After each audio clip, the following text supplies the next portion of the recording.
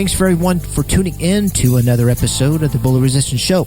Before we get started, I wanted to let you know that there's two ways that you can actually help me continue the fight against bullying in the public schools. First, if you haven't subscribed to the Bully Resistance Show, it doesn't cost you anything. All you have to do is just go to my website at www.davebond.org, and you'll see the banner and that says subscribe, and all you have to do is just click on that. The second way that you can help, you can be a monthly sponsor as low as $4 per month, and in return, you're going to get a free weekly digital download of a track of mine or a song of mine from the CDs that I have out, and also a monthly digital download CD. Now this way, you're not just giving money away, but you're getting something in return. So all you have to do is just go to my website at www.davebond.org, scroll down and click on the Patreon banner, and it's going to take you to get you or to give you some more information about that. So with no further ado, sit back and enjoy the next Bully Resistance Show. The Bully Resistance Show is brought to you by Parkersburg Jiu-Jitsu, a Pedro Sauer affiliate located in Vienna, West Virginia. Go to parkersburgbjj.com, or you can call 740-591-2706. And if you mention the Bully Resistance Show, you're going to receive 2 free weeks of training in self-defense and also a private lesson from one of our instructors. Restrictions do apply. The Bully Resistance Show is brought to you by Planet Fitness, located in Parkersburg, West Virginia, and Marietta, Ohio. They strive to create a workout environment where everyone feels accepted and respected. That's why at Planet Fitness in Parkersburg and Marietta, they take care to make sure their club is clean and welcoming. Their staff is friendly. There's certified trainers. Everything's there. So whether you're a first-time gym user or a fitness veteran, you'll always have a home in their judgment-free zone.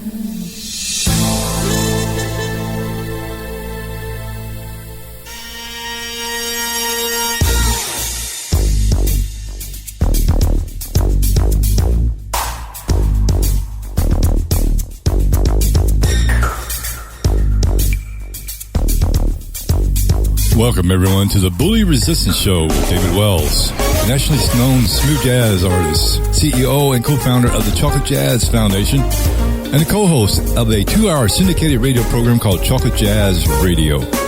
Bully Resistance is a weekly 1-hour show that's a motivational, informative, and inspirational program. We will have interviews with musicians, actors, government officials, politicians, psychologists, counselors, and just average day citizens. Of course, the topics will include making right choices, never giving up desire, discipline, determination, bullying in public schools, the workplace, and in your community, bully resistance and prevention, self-defense, jiu-jitsu, and current affairs, and much, much more. And if you're ready, we are. Here's your host, David Wells.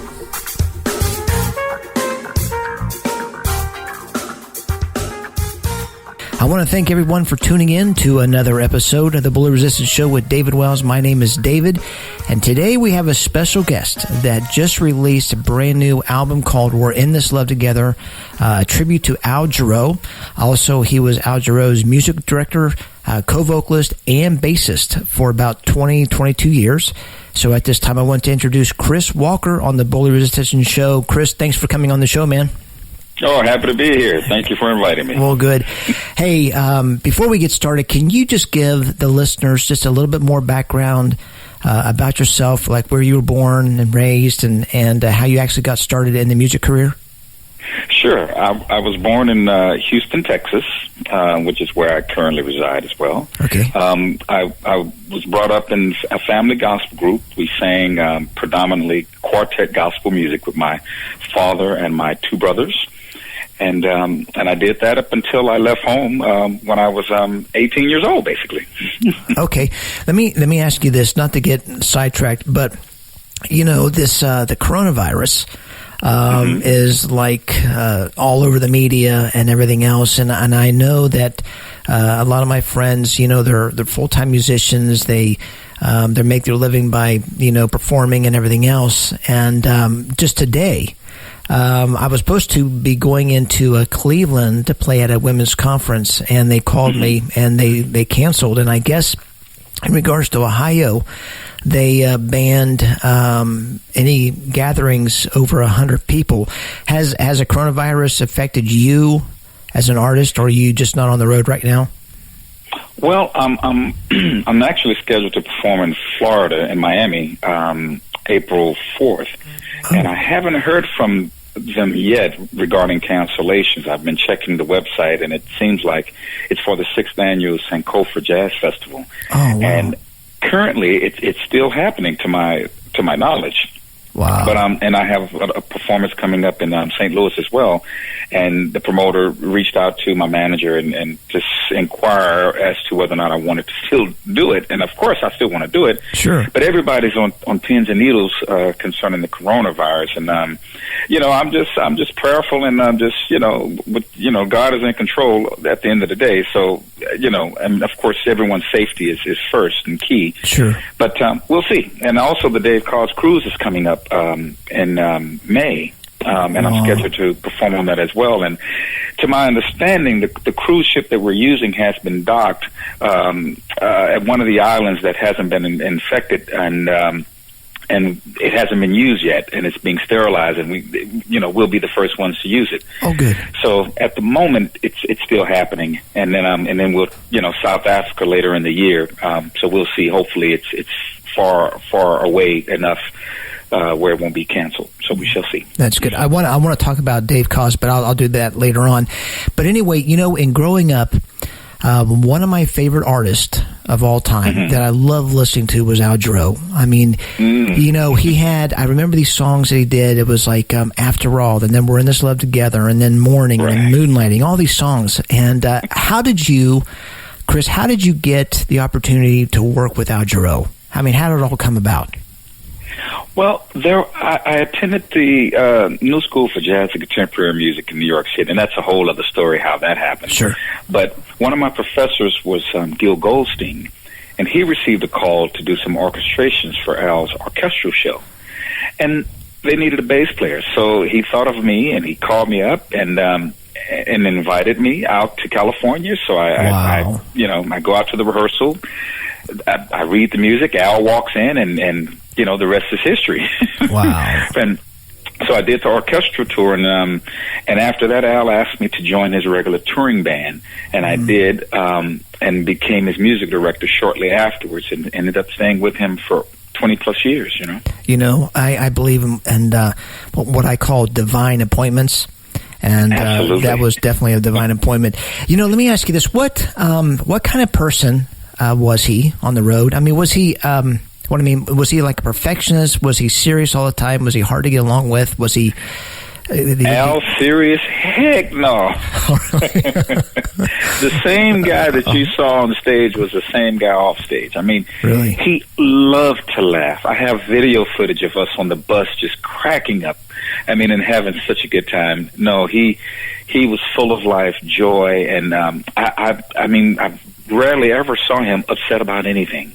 Wow. I mean, really, never in 20-plus years. So it's truly a joy to be around. I love bass players. If I could do it all over again, I would put the flugelhorn and the trumpet on the side and play. I mean, it's my endeavor to get as many bass players on my shows. I've had, of course I have you, and then I have Victor Wooten and Brian Bromberg, right, and Nathan East. And one of the conversations that I had with Nathan, and this is what's amazing. I have been really fortunate and very blessed to have people that have such awesome attitudes, just about life in general and everything else, and their right, faith and everything else, and even Dave Koz, and it was just I've been really fortunate. But I was talking with Nathan about traveling with Eric Clapton, because he's been with him for several years, like you with Jarreau. Right. And I was trying to, and one of the questions that I asked him, I said, when you started working with Eric, or when you started working with Al, was he a megastar at the time? I would say he was. I mean, in Europe more so than America. Okay. Not on the level of Eric Clapton, of course. but he was very well known in Europe, overseas, and just and beloved. You know, I mean, and of course he had a rather large following here in the U.S. as well. But it didn't matter, and it certainly didn't change who he was. Right. What's one of the things that you probably admired the most about Al, and then we'll move on. One of the things I admired the most about Al was his love for the audience. I mean, he really, really focused on making sure they leave his concerts feeling better than when they came. Wow. And that was one of his main goals. You know, I will say this. I was watching a video, and I think you have so many characteristics like Al. And there was one video that I was watching, and you stopped. You just stopped. You start talking to the audience. You got one of his oh my gosh, one of his sweatshirts, I think, that he had it. But I don't know if it was Morning, the song that you were doing. Oh, Morning. the sweater, yeah, his sweater, yeah. Dude, that was like so moving. Oh, yeah, man. You know what? And the guy that you actually got his sweatshirt, you hugged him, and then you started getting emotional. And you know what? And not to interrupt you, because I want you to talk about this. Are there often times, because you were so connected with him for over, I mean, we're talking over 20 years, are there often times when you would sing his songs where you just get so choked up, like, you know, it's just like you got to pull yourself together because you got to give this audience what they want? I mean, had there been times like that? Absolutely. And that particular night, the young man that gave me the sweater was his son. Oh, God. Ryan. And, you know, and now he's an only child, and his mother passed away last year. So it was just emotional, you know, seeing him there and his godmother and another close family friend that had flown in. And, you know, it's like, for me, it's an out-of-body experience. I know Al's spirit is right beside me, cheering me on. No doubt. Because a lot of things that happen on stage, I don't remember until afterwards, or someone videos it. But it's as if he's there pushing me on, saying, continue on.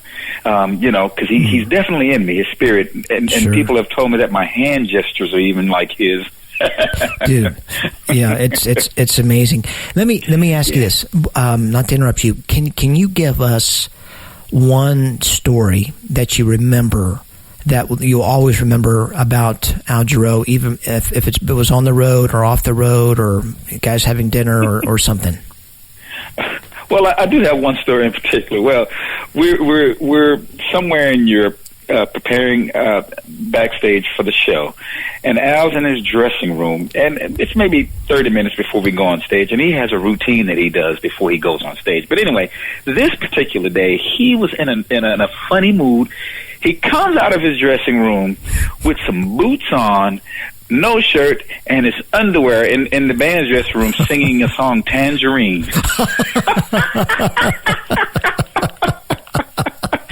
Oh, man, we laughed. We all hit the floor. Wow. That's Needless to say, that was a great show that night. That's awesome. But that was Al Jarreau, you know? Yeah, I think that's awesome, man. I think so many main artists, A-listers, they just get so caught up in the moment and they just don't enjoy it anymore, you know. Right. You know, where were you at when Al passed away? When Al passed away, I was in Houston. I had gone to visit him actually a few days before he passed in L.A. And oddly enough, on the new CD, the first thing you hear when you play it is a message from Al that he left me. When I visited him in the hospital, a relative came, so I went downstairs to grab a bite to eat, just to give him a little privacy. Al thought I flew back to Houston without saying goodbye. Oh. And at this time, I mean, he could barely move in his hospital bed. He asked someone to get his phone, and he called me, and my phone was in his room on silent, charging. And he left me a message, and I tell you, I'm so glad and thankful to God that I didn't answer that phone, because I wouldn't have had that message. And I prayed about it and asked the Holy Spirit if I should include it on the project, and of course the Holy Spirit said to do so. Right. And that's the first thing you hear when you put the CD in is Al's message, the last message that he left me. So. Wow. Yeah. That's crazy. I mean, I can't tell you how many times I cried listening to it, but it's healing. It's healing now. So. Yeah. You know, Chris, now the first time I saw you perform was at a Dave Koz Christmas concert. I was, a matter of fact, I was with a friend of mine that just lost his wife 2 or 3 weeks prior, and we wanted to get out and just out of the town and everything else. And I think the concert was either in Columbus. It was probably in Cleveland. I can't remember. But anyway, I heard you sing "We're in This Love Together." And I don't know. I don't remember what I was doing. I don't know if I was actually going to get a drink or using the bathroom. And I turned around and I'm thinking, because that sounded like freaking Al Jarreau. And what was amazing, then you sang the song "Mary, Did You Know?" And right. I mean, the crowd, I wish, I know that the lights are on you and you can't see too many faces, but the crowd was mesmerized with that song. But anyway, and then, of course, to top it off, you did this dueling solo with Dave Koz's bass player, and which I thought was amazing. Let me ask you this. How did it come about for you to go on tour with Dave Koz during the Christmas tour? Well, it stems back to maybe 3 or 4 years ago now. Al was scheduled to be one of the main stage performers on Dave's cruise. And I was going as his musical director. And unfortunately, Al passed away 2 months before the cruise. Well, to my surprise, Dave called me and asked me, "Chris, would you still be willing to come and put together, a tribute celebration for Al on the cruise?" And I said, absolutely. So that kind of started our relationship, and we just hit it off. I mean, we're like kindred spirits. Right. And out of the blue, he called me up and he said, "I'm going to ask you something that may sound crazy to you, but would you like to join us on the Christmas tour?" And I was like, "Oh, I would be honored, Dave. Are you kidding me?" Wow. So, and it was just as simple as that. He just asked me, "Chris, would you like to join us?" And I was like, "Absolutely." Well, let me ask you this. So when you have 3 or 4 A-listers touring together on the Dave Koz, I mean, what were things like? I mean, how did you guys get around from going from one town to the other town? Were you guys on a bus, or did you guys fly from one city to the other city? I mean, we had tour buses, one for the crew and one for the artist. Okay. And we did everything by tour bus. Oh, and let me tell you something. Yeah. It was such an incredible experience for me, getting to know, of course, the incredible Melissa Manchester. Oh, yeah. And I had met Jonathan Butler before, but we never bonded like we did on this particular tour. And it was just heaven. Michael Langton, I mean, everyone. Oh, yeah. I mean, when I tell you, it was really a spiritual connection that happened on that tour. Wow. And we still communicate to this day, although the tour is over. We always send each other texts and just say, "Hey, checking on you, seeing how you doing." Wow, that's awesome. You mentioned that you started traveling or playing publicly with your brothers, the Walker brothers, right? Right. How many kids are in the family? How many brothers and sisters do you have? I have 2 brothers and 1 half sister, which I didn't get to know her until later in life. But it was my oldest brother Charles on guitar, my younger brother Ernest on drums, and I was on bass. So we had our family gospel group right there.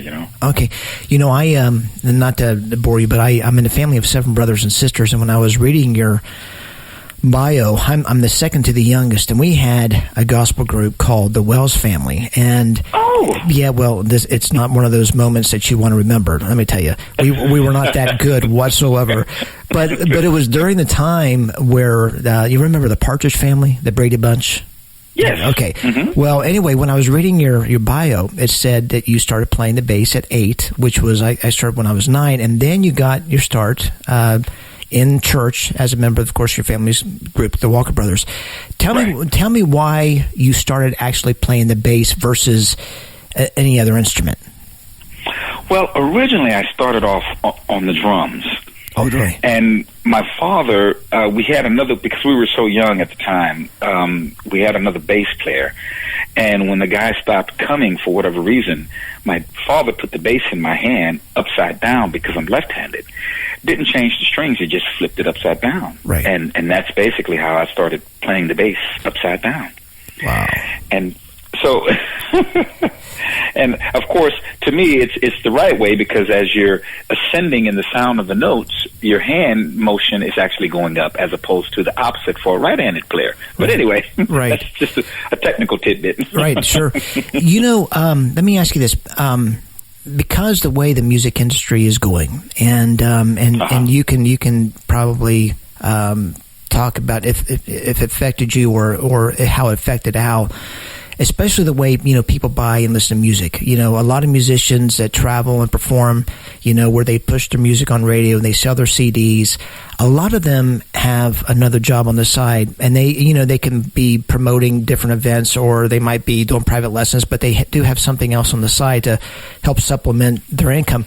How do you continue to play music and do what you love the most and keep the light on the house? I mean, do you have any other type of things on the side that you do to help supplement that, or is this pretty strictly you performing? Well, by the grace of God, I've been able to just do what I do. I've never held down a quote-unquote job per se. Right. I was the music administrator at a church for about 7 years, but I was still touring at the same time. Sure. So I'm one of those maybe rare cases where I've been afforded the opportunity to do what I do and do what I love to do. And wow, it's truly a blessing. Yeah. It's truly a blessing. It seems like God sort of keeps on opening up the doors for you, you know. Man, when I tell you, it's really amazing. I could tell you, I mean, just to give you a quick story, when I turned 18, I walked into my parents' kitchen with my bags packed and said, I'm leaving. I'm going to New York City. I had a bass amp. I purchased, I sold for $240, bought a one-way ticket to New York. The school was already a month in progress, and they told me not to come because I couldn't afford the tuition. As fate would have it, I go down to the school. I hear music coming out of the auditorium as soon as I walk in, and these guys are on stage playing. Just so happened they didn't have a bass player, and they saw that I was carrying a bass. They invited me up to play. The dean of the school walked in and instructed over the program and gave me a full scholarship to go to school. So things like that just keep happening. I mean, working with Al Jarreau, it was a dream come true. I took my wife to see him 2 years prior to working with him. And I'm sitting in the audience, and I said, if there's anybody in the world I'd love to work with, it's that man right there. And she said, maybe one day you will. 2 years later, I got a phone call out of the blue. How would you like to play for a singer by the name of Al Jarreau? Wow. So you're married then, right?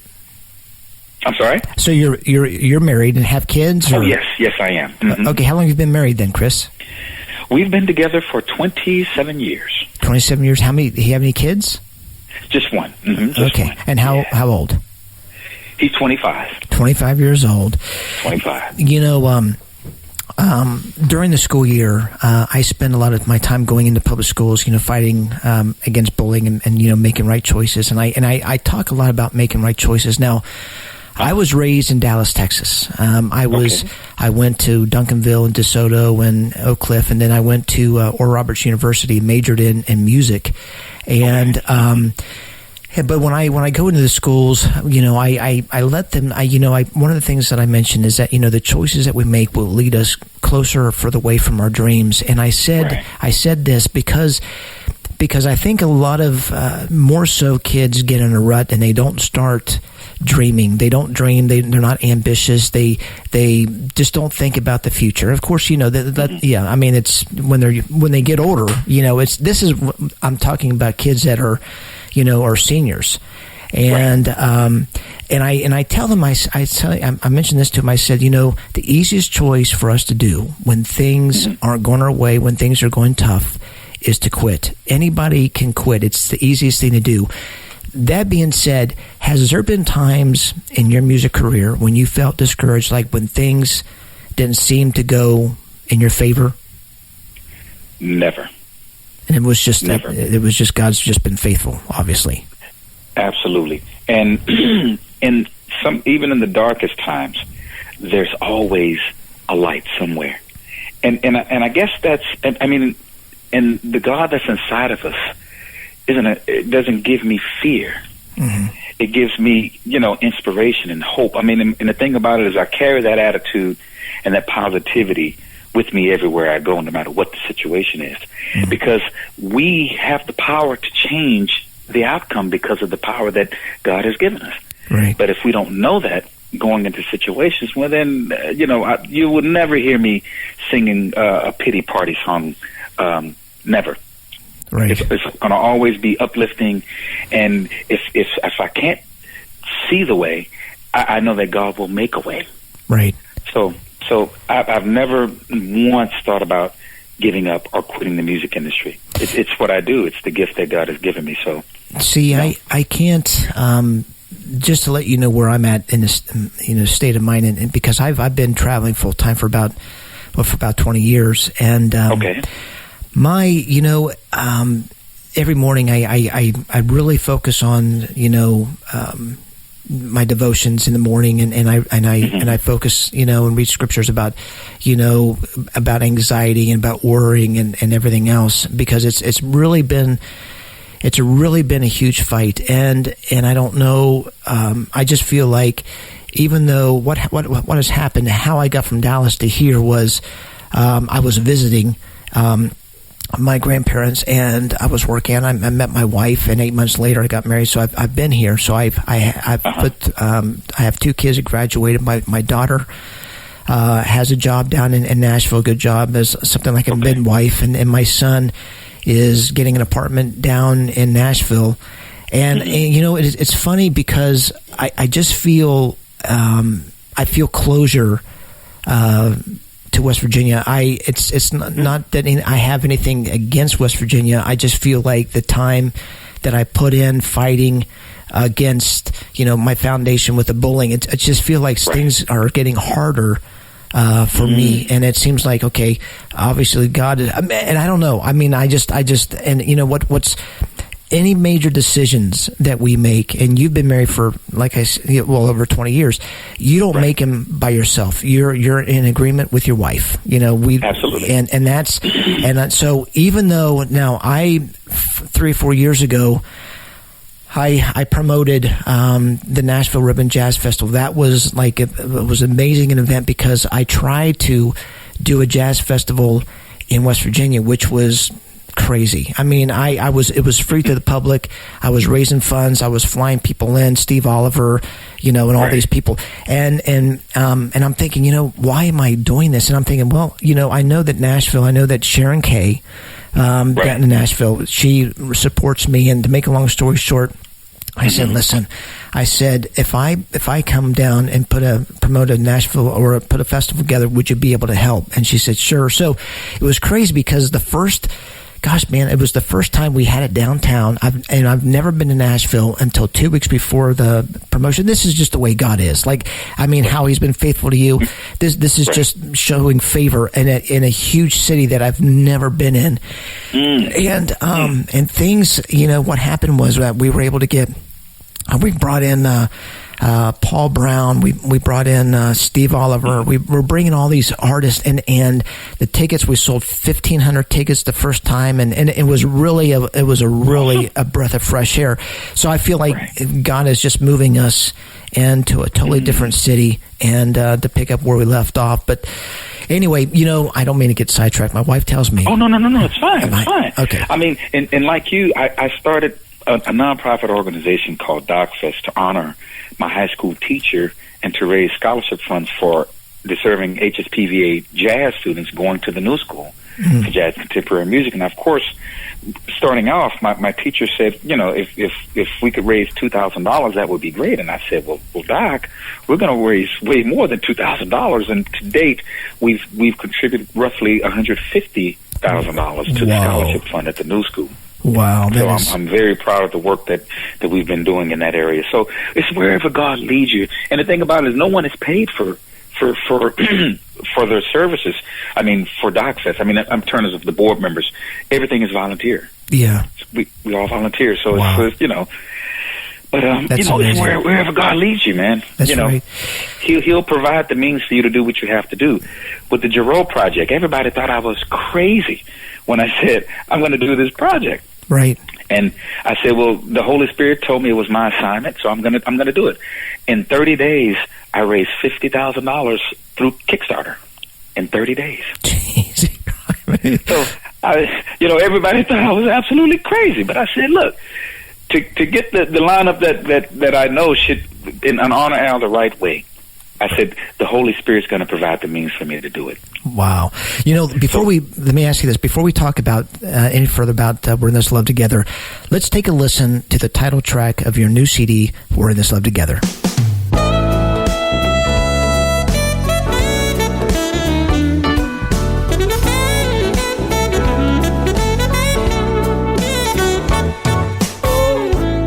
It's like a diamond ring, it's a precious thing,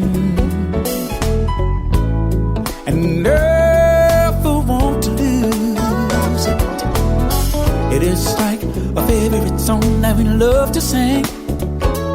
Baby, baby, baby, every time we hear the music, don't you know we're in this love together? We got the kind that lasts forever and nevermore. So don't you know we're in this love together? And just like berries on the vine, it gets sweeter all the time.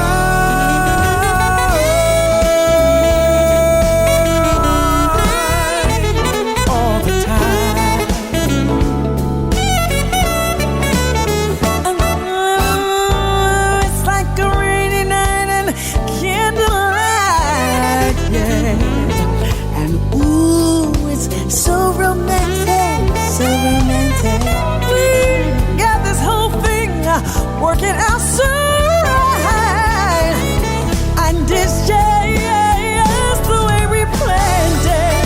'Cause we're in this love together and it will last forever. Oh, and forevermore. Let me tell you that we're in this love together. And just like berries on the vine, We get sweeter all the time. But let's do you do all of the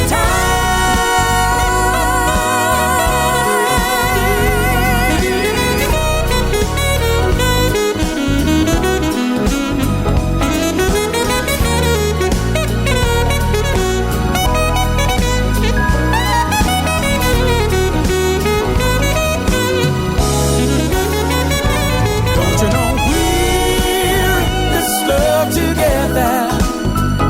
We're singing our favorite song. our favorite And singing song. all night long. Don't you know we're in this love together?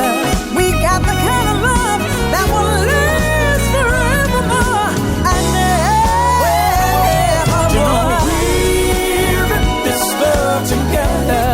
We got the kind that will last forever. Oh, don't you know we're in this love together? Hey, the kind that will last forever, forever. And We're in this love together. we're singing my favorite song. Singing it. Chris, one of the things that I was amazed, I actually listened to this song for the first time, like at the Dave Cause, because you sang this song together, and it was amazing. And then I started looking at the videos and everything else. What I was amazed was about the support when you put a CD like this together. And if anybody will look at your credits with all the musicians that have played on your CD, I mean, first of all, why and how did you pull all these artists together for this album? Well, many of them are peers and that I've known for years, And of course, I know that they all love Al Jarreau. Right. And, Larry Williams, of course, we performed with Al for many years, and he co-produced it with me. And through both of our connections with people in the industry, and basically all I did was just call them up and say, here's what I'm doing. Would you like to be a part of it? And everybody said absolutely. I mean, there were a few who weren't able to do it because of their schedules, but practically everyone that I reached out to said yes. Wow. Said yes. And of course, Regina Bell, she sang the duet with me, We're in This Love Together.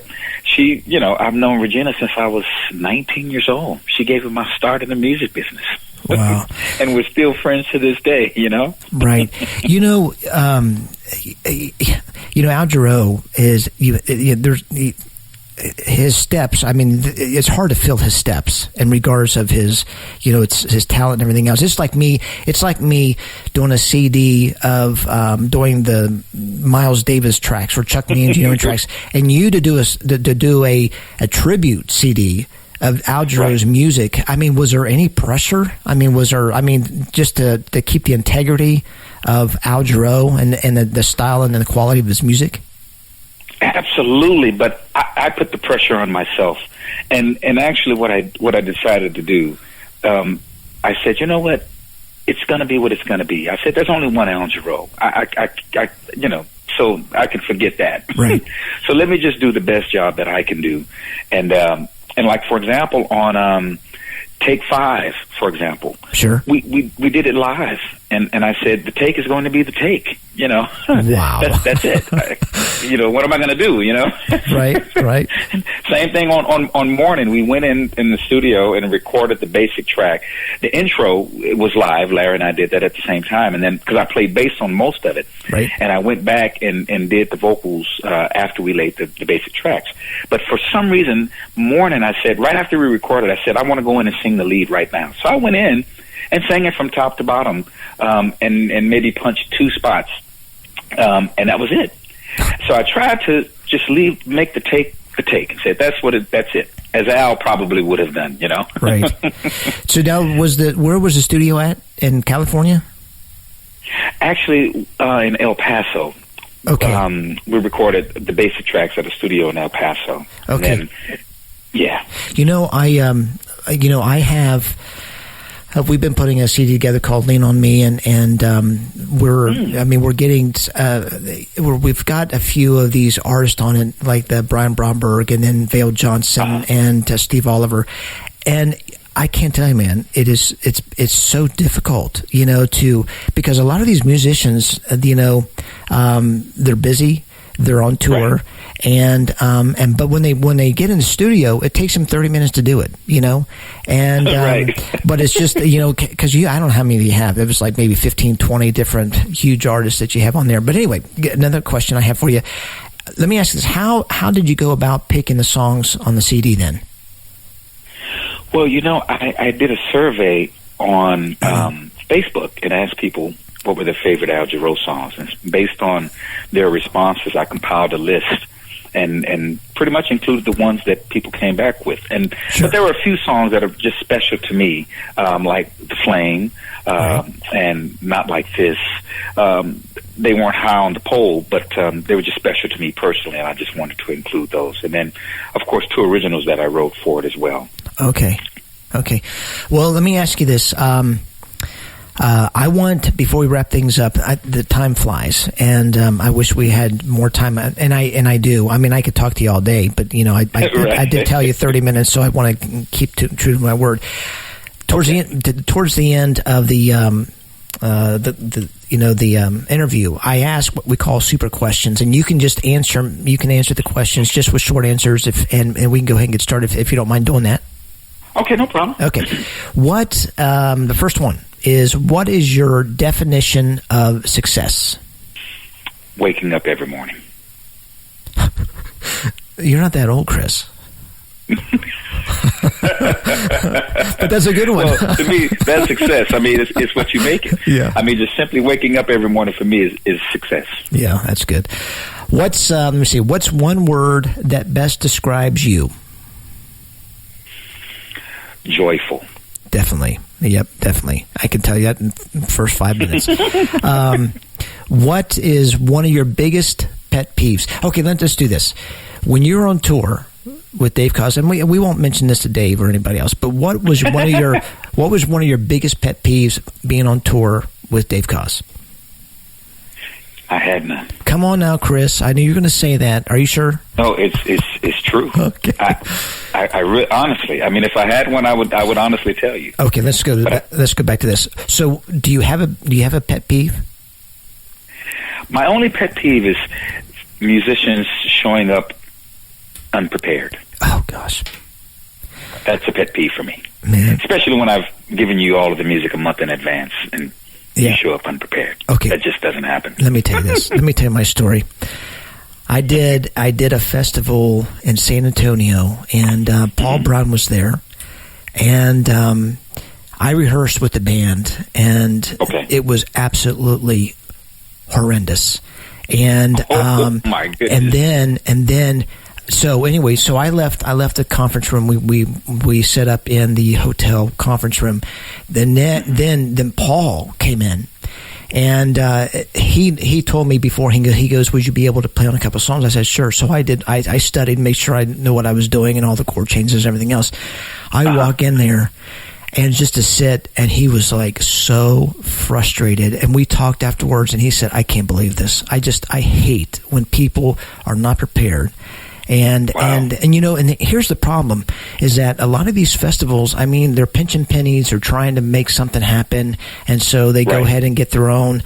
I know this. When I did a festival, I had my band, and I made sure, Chris, they can read. I mean, a lot of musicians don't even read. Well, so they backed up Steve Oliver, and then they backed up Warren Hill. And they did phenomenally, but there were times where when I would have a band, it would be so bad, and so I believe me, I know what you're saying. It's just, you know, and go ahead. Oh no, I was going to say, and the thing about it is, people have reached out to me, promoters asking me to come overseas, coming here, come there, and you know, doing the Celebration of Al Jarreau show, and I said it's not that simple. I said with Al Jarreau's music, I can't do it. Just get a pickup band anywhere. I refuse to do that because I'm not going to be on stage frustrated trying to sing and constantly having to turn around and cue people. Now the thing about it is, for me, because I play keys and I play drums and I play bass, I mean, I can show them how to play it, but at the same time, it's like it's just frustrating. I mean, when after having a Larry Williams and Mark Simmons and John Calderon, I mean, these guys they've been playing with Al for years. Right. So I don't have to think about it. All I have to do is sing. And as you very well know, when you have guys like that, it's such a relief. Right. And it allows you to do things that'll go places that you never thought you could, because you don't have to worry about that. Yeah, and I think that's the best way. Okay, two more questions and we'll be done. And you know what? I tell you what, I wanted to talk about bullying, but I think that this is a good excuse to have you on again. You know, after all the cruises you're doing. But anyway, the next one, who is your favorite band? My favorite band? Wow. It's between probably Earth, Wind, and Fire and Maze. That's right. Earth, Wind, and Fire. Got it. Okay, one more question. Tell me something true that almost nobody agrees with you on. That playing upside down left-handed is really the right way.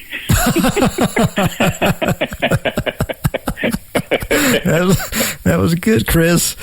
Okay. Hey, Chris, let me tell everybody, all the listeners, how they can actually go ahead and get connected with you by watching your videos and purchasing your music and everything else. Okay, well, of course, I'm on YouTube. Just type in Chris Walker, and you can go to my website, chriswalkersmusic.com.